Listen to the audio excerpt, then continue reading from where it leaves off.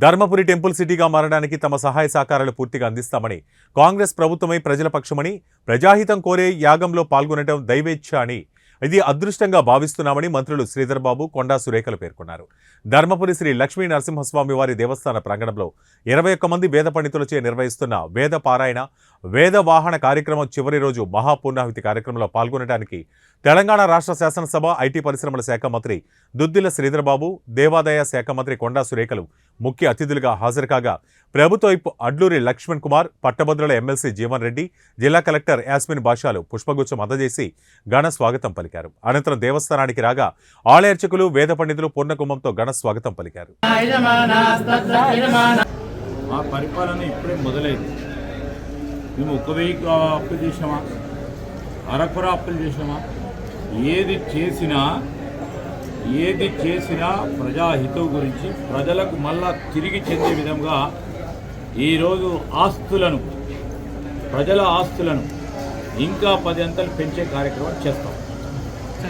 పాలనా సభ హైదరాబాద్ వారి ఆధ్వర్యంలో ఏదైతే వేద పారాయణ, వేద హవన పునరాహుతి కార్యక్రమం చేపట్టడం జరిగిందో, ఈ గోదావరి నది ఒడ్డున ఉన్నటువంటి దక్షిణ కాశీగా పిలువబడేటువంటి ధర్మపురి క్షేత్రంలో గత వారం రోజులుగా చేస్తున్నటువంటి ఈ కార్యక్రమానికి ఈరోజు పూర్ణాహుతి కార్యక్రమంలో మేము పాల్పంచుకోవడం జరిగింది.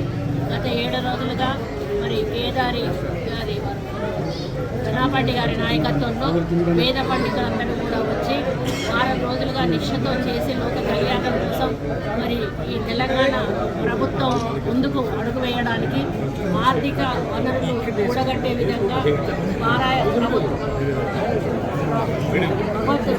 ప్రార్థన చేస్తూ ఈరోజు మేమందరం కూడా ఇందులో పాల్గొని మేము అదే వేడుకుంటా ఉన్నాము.